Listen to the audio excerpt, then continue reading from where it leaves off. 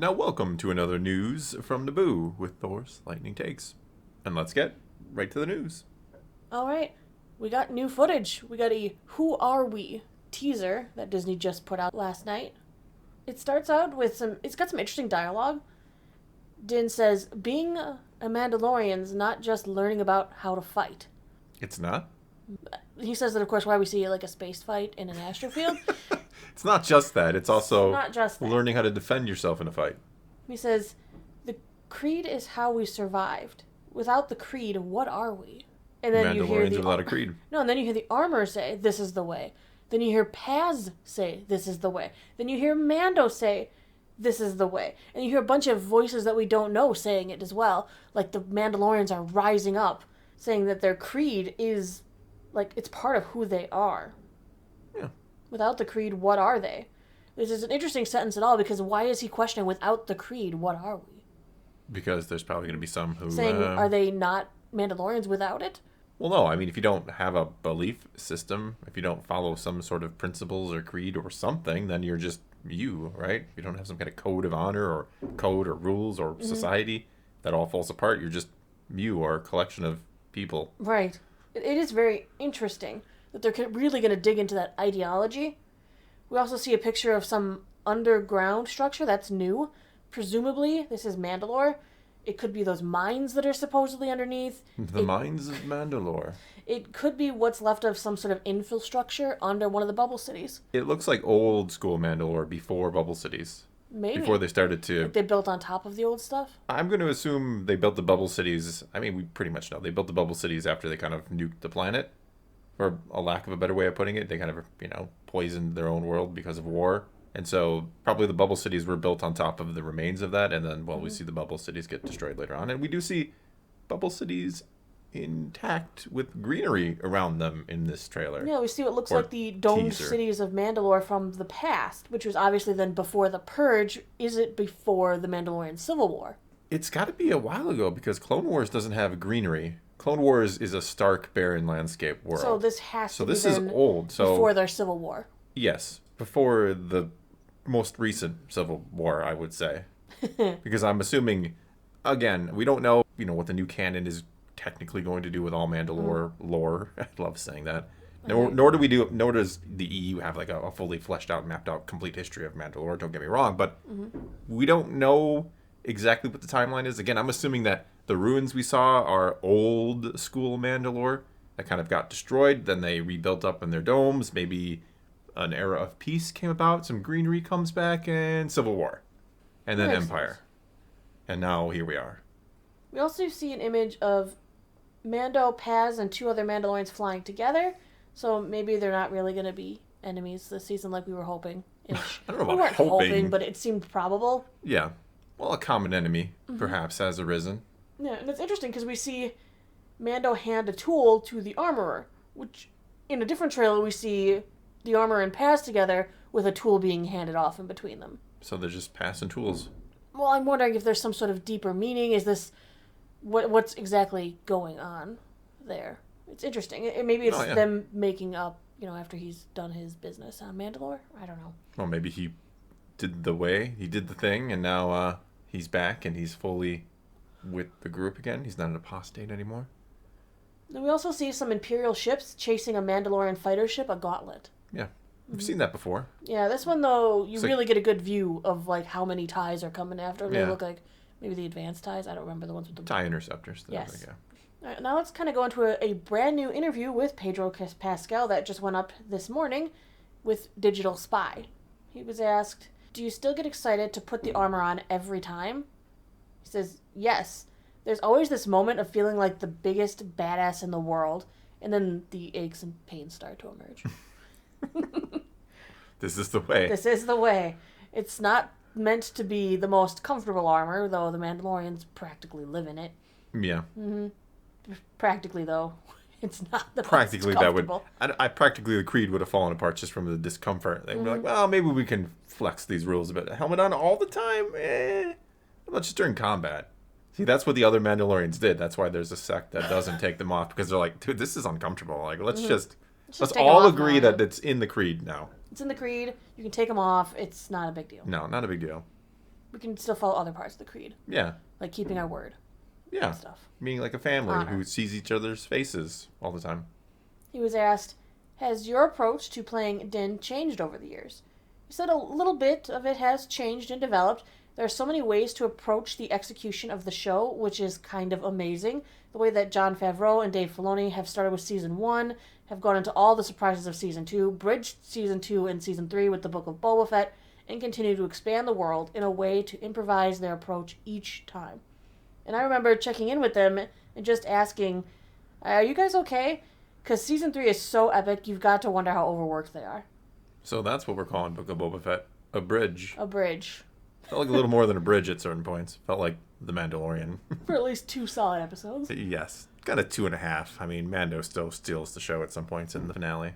And then he was asked, on the subject of Season 3, thematically, where do we find ourselves? What's the scope that we're dealing with?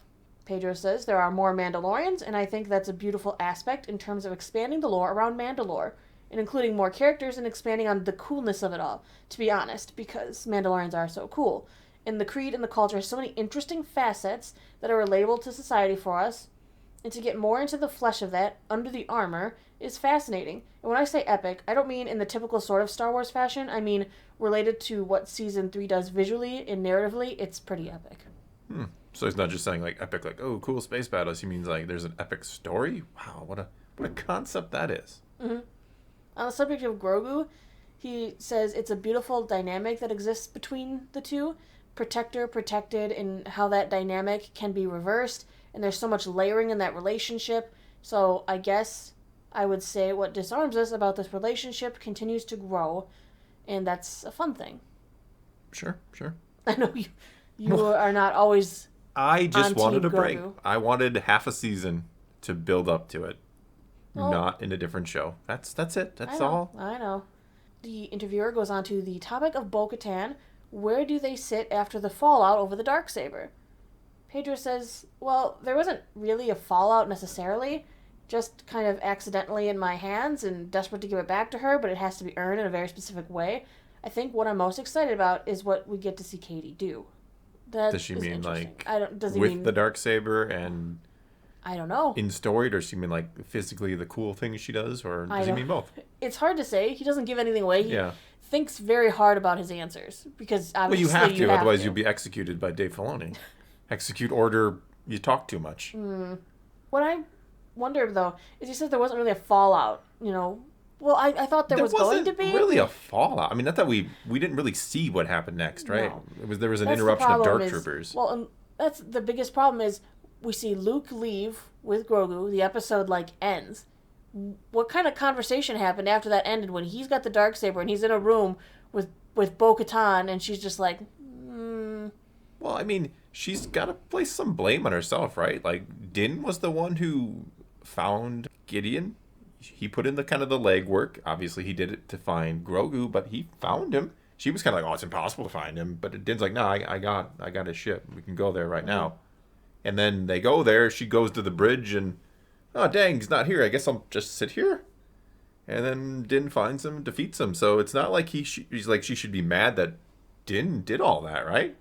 I mean, right. I know she kind of said, hey, Gideon's mine, but he didn't really make it happen. It's not his fault. She just assumed he'd be on the bridge. Yeah. Which is where he should have been, and he wasn't. Yeah, I'm just saying, like, logically, she's got to be like, well, what was he supposed to do? If Gideon is going to fight him, like, he's not going to just, well, I said to bo-katan I wouldn't defeat him and take the Darksaber. Like, it was right there. He took it. That's not his fault. Nor did he understand truly the repercussions. Maybe you should have filled him in a little more of why you wanted it and what it meant if he would take it. Right, at the end of Book of Boba Fett, there's a changing relationship between Din and Grogu, from family out of necessity to a family out of choice. How is that relationship evolving in Season 3? How does it grow? Now, he had a lot of trouble with this question. He says, shifting power dynamics, who needs more in each instant, who learns from the other, within the depending circumstance. What? Did he say anything? He's just saying that sometimes one will need the other more than... Yeah. I got that. It's like, that's a non-answer. Sometimes really things will happen. Sometimes they won't. Yes. And sometimes people will return. That's all I'll say. All right, and on to the end of the interview here, which is the most interesting part in my head. Ooh. It's He just actually in my answered head. something. In riddles he speaks. Without naming names, are there guest stars in season 3 that you were excited for, that you knew fans are going to be popping off about? He says the answer to that is yes. No, Period. we have no then special he laughed. appearances. I mean, what? I sometimes the problem with that question is like, what is he supposed to say? Because if there isn't, he's not going to be like, no, we didn't really do anything special this season. We kind of forgot to bring in cool characters. But no, it is cool because I'm assuming there is going to be some cool appearances. Well, yeah, we heard the rumors now that there might be fact about Boba Fett being in it because It of seems the that's Hong Kong I mean, Disney. Yeah, we did have the Hong Kong Twitter kind of spoil that. I mean, that was one though. Like, if I'm a betting man, my money is on Boba being in the season, so I don't think that's a shocker. No, I don't think it is either. I'm curious what other ones we could see. I know we're not getting anything from Skeleton Crew. Favreau said no, but I think Ahsoka will show up. We might get Sabine. Yes, I could see Sabine makes sense. We've talked about that in kind of yesterday's video, I think, where Sabine being in this just makes sense because of her connection to bo-katan. She's a Mandalorian. She's had the Darksaber. She's going to be in the next show. So And then it Maul makes will sense. rise from the sands on Tatooine. Oh, though I can just see like because Kenobi like he's sliced dead. him up and put him to the four corners of Tatooine. I can just see like the parts of him rising out of the sand, and then they fly across the world and He shows up, reforge. you've got my saber. And then they come together. He's like Kenobi, and there we go. Maul. That's the post credit scene. The boy. announcement Yeah, of a no. Maul series. There you go. Yeah, no. That's my prediction of something that will never ever happen unless Disney just says screw it. We're gonna make a Maul show. Well, they can make a Maul show that took place in the times after Clone Wars, before Rebels. Sure. I actually wouldn't mind that so much. Watching him I'm take down curious. Inquisitors who are hunting him. I mean, I guess the problem is though, do we need another dead character's backstory? I mean, I love Maul. It's cool. I love what they've done with him. I don't not want to see him again, but let's get something unresolved explored that we don't know how it all is going to end. I don't know. I'm just saying. I know. Radical concept, which I'm not. There's a time and a place for the Maul story, a comic, a book, or something like that. But a series on Maul that will just scream fan service, I think, at this point. All right, well, that is all we got for you this time. So now it's your turn to take to the comments below and tell us what you think of any and all of today's news, and let's talk some Star Wars. And until next time, thanks for watching.